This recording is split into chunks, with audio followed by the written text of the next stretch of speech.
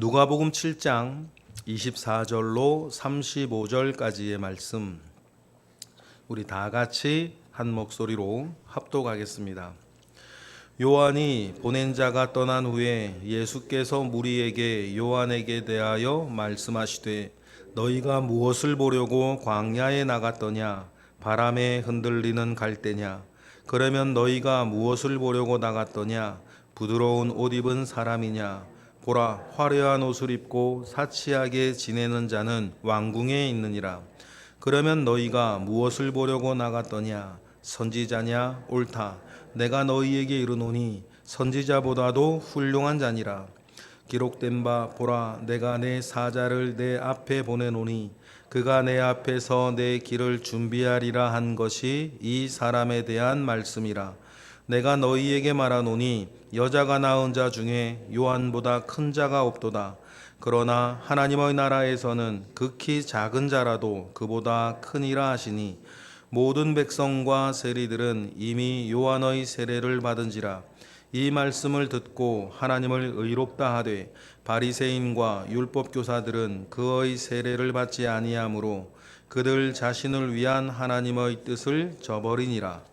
또 이르시되, 이 세대의 사람을 무엇으로 비유할까? 무엇과 같은가? 비유하건대 아이들이 장터에 앉아 서로 불러 이르되, 우리가 너희를 향하여 피리를 불어도 너희가 춤추지 않고 우리가 곡하여도 너희가 울지 아니하였다 함과 같도다. 세례 요한이 와서 떡도 먹지 아니하며 포도주도 마시지 아니하며 너희 말이 귀신이 들렸다 하더니, 인자는 와서 먹고 마시매 너희 말이 보라, 먹기를 탐하고 포도주를 즐기는 사람이요 세리와 죄인의 친구로다 하니, 지혜는 자기의 모든 자녀로 인하여 옳다함을 얻느니라. 아멘. 예수님의 간절한, 예수님의 애절한 가르침이 이어지고 있습니다. 세례 요한이 보낸 자들이 돌아갔다 그랬습니다. 지금 감옥에 있는 세례 요한은 또 많이 답답했을 겁니다. 그래서 여러분, 선입견이 참 중요해요. 그 위대한 사람 세례 요한조차 메시아가 이 땅에 오시면 일어나고 벌어질 변화는 기존 유대인들이 가지고 있던, 전통적으로 가지고 있던 그것과 많이 다르지 않았던 것 같습니다. 그런데 메시아란 이가 왔는데 전통적으로 유대인들이 가지고 생각했던 위대한 이스라엘의 부흥, 이스라엘의 재건, 이런 것과는 상관없는 일들을 계속하고 있고, 자기는 감옥에 갇혀 있고 상황은 변한 것이 없는 것 같고, 이런 마음의 세례 요한이 약간 시험에 든 것 아니겠습니까? 여러분, 우리도 중요합니다. 기존에 내가 가지고 있는 생각들이 과연 합당한가? 기존에 내가 경험하였던 것들이 과연 합당한가? 다른 사람을 향하여선 우리가 의심하거나 반대의 의견을 말하거나 하기는 쉬운데, 여러분, 사실은 그것은 언제나 늘 의심하며 살아야 되는 건 자기 자신이에요. 지금 내가 하는 말, 내가 하는 행동, 내가 가진 이 생각, 정말 합당한가? 다른 곳에서 합당한가가 아니고 하나님 아버지 앞에서, 하나님의 말씀 앞에 합당한가? 그래서 하나님의 말씀의 다림줄을 늘 내 속에 이렇게 들여놓고, 지금 내가 사는 이것, 지금 내가 가진 생각, 지금 내가 가진 마음, 지금 나의 언행, 과연 하나님 아버지 앞에 합당한가는 늘 자기 자신을 향한 의심하며 살아야 돼요. 좀 전에 말씀드렸던 것처럼 그 의심이 늘, 우리는 다른 사람을 향하기 참 쉬운데 늘 자기 자신을 의심하며 살아야 된다.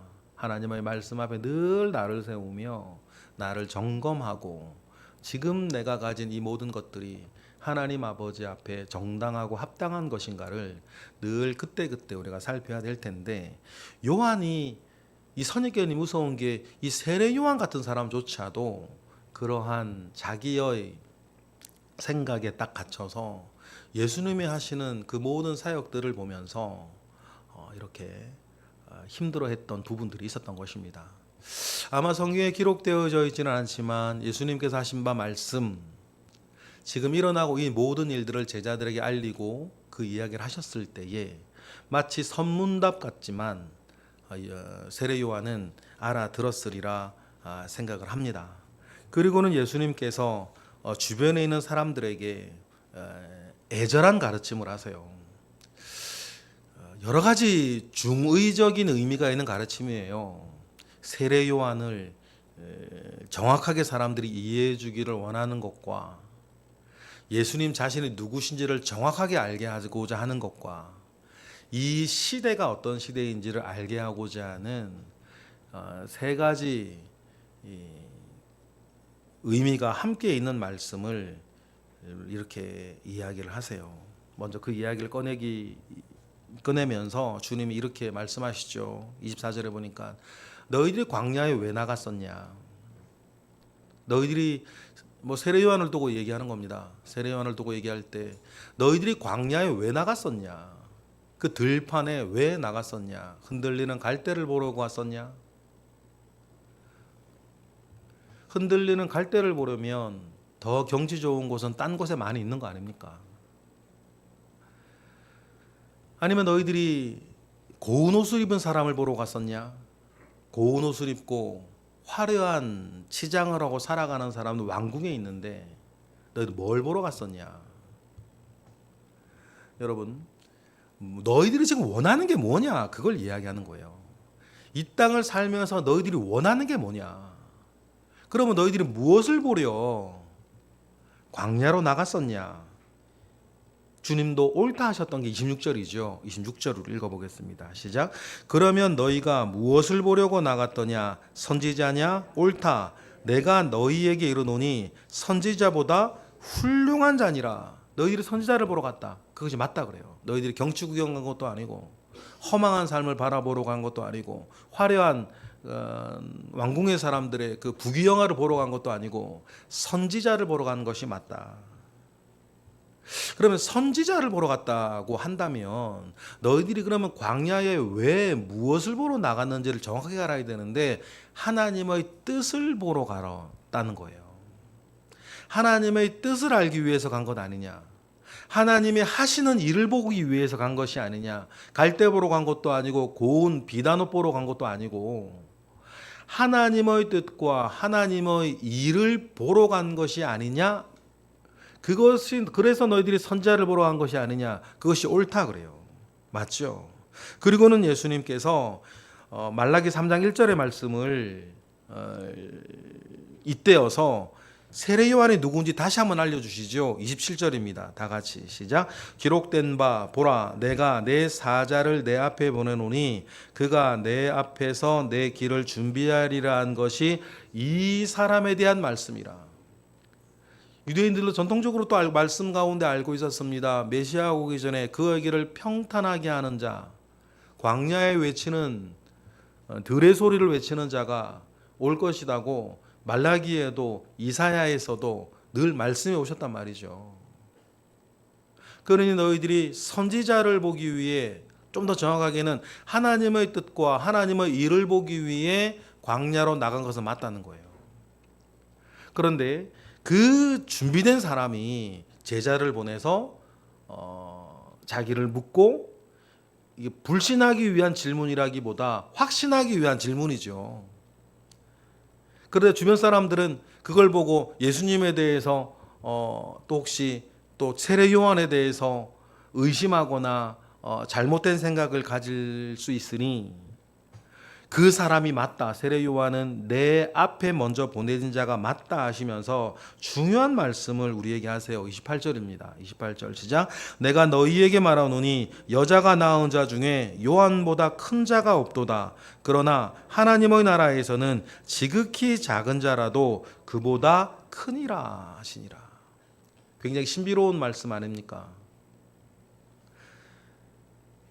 여자가 낳은 자 중에 요한보다 큰 자가 없는데 하나님의 나라에서는 지극히 작은 자라도 요한보다 클 것이다. 이게 무슨 말일까? 여러분 두 가지로 정리를 좀 하면 그래서 요한은 구약의 마지막 인물. 그래서 그리스도는 신약을 여는 인물.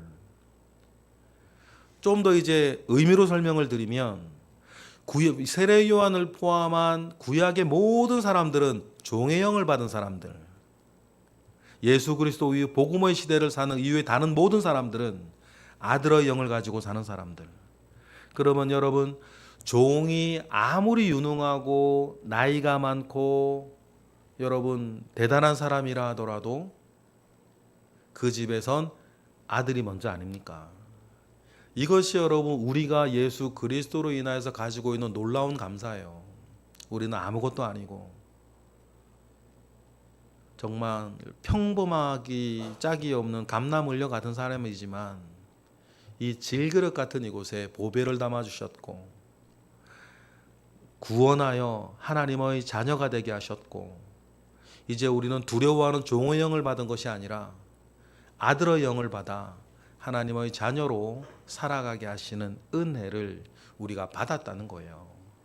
그러니 여러분, 우리가 우리 스스로를 생각할 때도 우리 주변의 다른 사람들을 생각할 때도 그 사람의 껍데기를 가지고 이렇다 저렇다 생각하기도 하고 때로는 무시하기도 하고 때로는 경외하기도 하고 때로는 이렇게 친하게 하지만 여러분, 영안을 열고 그 사람의 껍데기 속에 있는 누구라 하더라도 그 사람의 껍데기 속에 있는 그리스도의 영을 가지고 그 모든 이들을 대하시는 우리 모두가 되기를 바라요.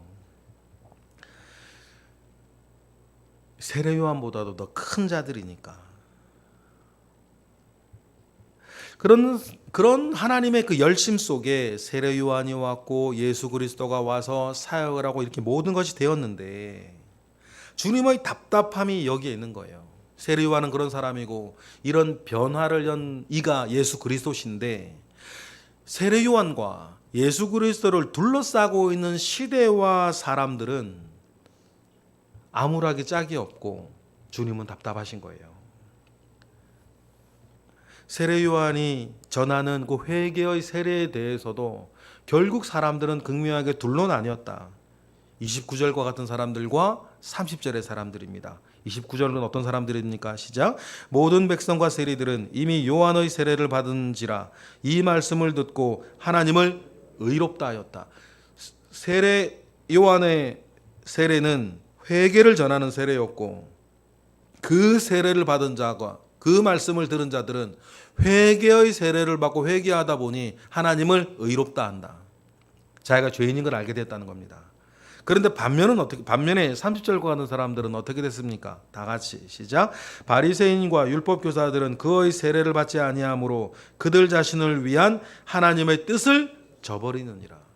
그들도 종의 영에 머무르지 아니하고 몽학성 새 밑에 머무르지 아니하고 이제 아들의 영 가운데에 생명의 복음 가운데 나와 완전히 새 사람이 되기를 원하셔서 하나님은 주님도 보내셨고 그 앞에 세례 요한도 보내셨지만 그들도 역시 광야에 나아갔지만 그들도 역시 갈대 보러 나간 건 아니고 고운 옷 보러 나간 건 아닌데 하나님의 선지자를 보러 나간 것인데 결국 자기 뜻과 자기 이해관계와 자기 생각에 맞지 아니하여서 이게 중요해요. 자기 뜻과 자기 생각과 자기 형편에 맞지 아니하여서 하나님의 뜻을 뭐했다? 저버렸다는 거예요. 이게 왜 중요하냐면 자기 형편과 자기 생각과 자기 마음은 그들도 있고 우리에게도 있어요. 맞습니까? 자기 생각과 자기 마음과 자기 형편은 그들에게도 있었고 우리에게도 있어요. 그러니 주님이 말씀하신 바 누구든지 나를 따르려거든 뭐를 부인하고 자기를 부인하고 나를 따르라고 하는 거예요. 그래서 여러분 늘 나를 의심해야 돼요. 대적은 다른 데 있는 게 아니라 여러분 대적은 다른 게 아니에요. 대적은 나 자신이란 말이에요.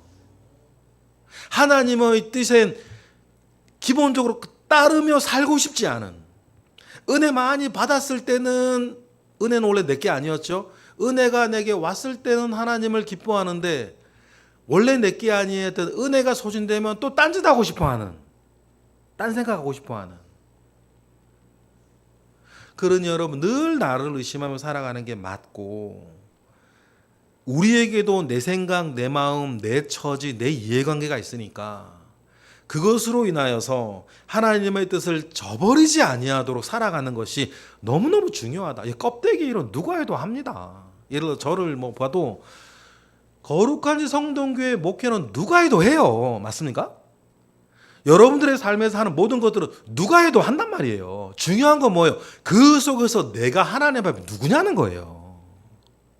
이 일하고 저 일하고 저 막 이런 일 할 때 그 모든 껍데기의 일을 하면서 하나님 앞에서 내가 누구냐가 중요한 거예요. 그게 진짜니까, 남는 거니까. 그런데 바리새인과 율법교사들은 자기들 어깨에 이렇게 올라가 있는 그것으로 더 백성들과 세리들보다는 더 겸손하기 어려웠겠지. 그러니까 더 강하게 모여 있는 자기 생각, 자기 마음, 자기 이해관계로 인해서 하나님의 뜻을 저버리는 거 아닙니까? 그렇게 되다 보니 이 시대를 이끌어가는 오피니언들이 리더들이라고 하는 이 바리새인과 율법교사들이 그러고 있으니 이 시대는 31절, 32절처럼 되는 거예요. 그래서 주님이 이 세대의 사람들을 그래서 무엇에 비유할까? 쉽게 보면 여러분, 고구라는 것은 세례 요한의 사역이라고 보면 되시고, 노래를 부르는 것은 주님의 사역이라 보시면 되시는데, 그 어떤 거에도 뭐하지 않는, 반응하지 않는 사람들이 됐다는 거예요. 32절 다 같이 시작. 비유하건대 아이들이 장터에 앉아 서로 불러 이르되 우리가 너희를 향하여 피리를 불어도 너희가 춤추지 않고 우리가 곡하여도 너희가 울지 아니하였다함과 같으니라. 이 핑계 저 핑계는 다 되는데 결과는 하나, 하나님의 선한 일에 반응하지 않아요. 100사람 모여 있으면 100가지 이유가 있겠죠. 부인되지 못한 자기들이 있으니까. 근데 결과는 하나 아닙니까? 결과는 하나, 하나님의 선한 일에 반응하지 않는 거. 피리를 불어도 춤추지 않고, 이유는 다양하고, 소도 사야 하고, 장가 가야 되고, 농가밭에 나가 할 일도 많아요. 고구라도 울지 아니하고, 하나님의 선하고 하나님의 온전하시고 하나님의 기뻐하시는 뜻에 도무지 반응하지 않는 사람들. 이 말씀 우리가 읽으면서 혹시 내가 그러지 아니한가 우리 늘 생각해야 할 것 같습니다. 그러니 이렇게 얘기를 하는 거예요.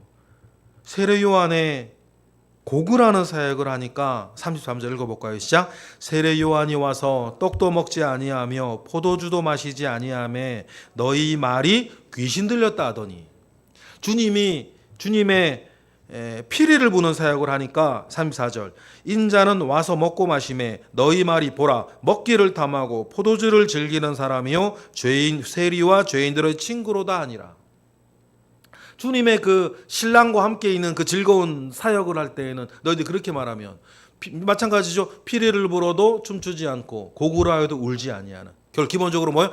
안 하고 싶은 거예요. 하나님의 선한 일들 가운데에는 안 하고 싶은 거 아닙니까? 이러면 이 핑계 되고 저러면 저 핑계 되고. 그런데 주님께서 중요한 말씀 하나 하세요. 오늘 우리에게도 중요합니다. 35절이죠. 다 같이 시작. 지혜는 자기의 모든 자녀로 인하여 옳다함을 얻느니라. 이게 무슨 말일까요? 그런데 지혜는 무엇이 옳고 그른지를 판단하고 분별하여서 선하고 옳은 길을 따라가는 그 지혜는 누구로 인해서 인정을 얻는다? 자기의 자녀를 위해 인해서 인정을 받는다. 이것이 결국 뭐냐면 여러분, 결국 모든 일은 시간이 지나고 나면 드러나게 될 거란 얘기예요. 모든 일은 시간이 지나면 자기 자녀들 세대에서든 나중에 열매를 보고서라도 다 드러나게 돼 있다는 것입니다. 여러분, 그렇습니다. 지혜는 결국 마지막에 결과를 스스로 만들어내요. 그러면 지금은 이런저런 이유를 주렁주렁 달고 살면서 주님의 뜻을 따르지 아니하고 이게 옳으니 저게 옳으니 하면서 피리를 불어도 춤추지 않고 고구라여도 울지 않은 심령들은 시간이 지나고 나면 어떤 대가와 심판을 받게 될 것이라는 것을 알게 되겠죠. 역사적으로 보면 딱 그들을 받았고, 또 역사적으로 보면 주님의 그 선한 뜻 가운데 나아갔던 사람들은 또 대가를 또 은혜로 받았고, 그 결과들이 여러분들이고.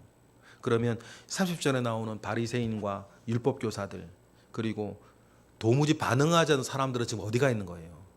어디에도 자치가 없는 것 아닙니까? 주님께 반응하였던 사람들의 자치만 오늘까지 이어져 내려오고 있어요. 그 증거가 중에 하나가 바로 여러분들 아닙니까? 그러면 앞으로 우리의 삶도 주님께서 가고자 하는 길 가운데에 늘 따라가고, 이런저런 이유들을 들어서 주님의 길 가운데 따라가고 싶지 아니하는 마음을 부인하고 주님 앞에 바로 서 나아가시는 우리 모두가 되시길 주님의 이름으로 축복합니다. 기도하겠습니다. 하나님 감사합니다. 크신 은혜 가운데 우리와 함께 하시옵소서. 크신 능력 가운데에 우리와 함께 하시옵소서. 주님의 복음이 우리에게 왔습니다. 하나님 아버지께서 그 복음 위에 우리를 세우셨으니 뿌리를 깊이 내리고 알곡으로 자라나게 하시고, 그리하여서 믿음의 결실을 풍성하게 거두어서 주님의 그 모든 사역이 더 복되게 하시고, 또한 우리에게는 큰 복이 되어 있게 하시며 다른 이에게도 나누어지게 하시는 역사가 늘 있게 하여 주옵소서. 이 시간 1,000번째 예물과 감사 예물 드려지고 있습니다. 드리고자 하는 마음 가운데 주님 함께 하시고 선하게 인도하여 주시고, 또 오늘 또 기도하고자 하는 이들 가운데 주님 함께 하시옵소서. 예수 그리스도의 이름으로 기도드렸나이다. 아멘.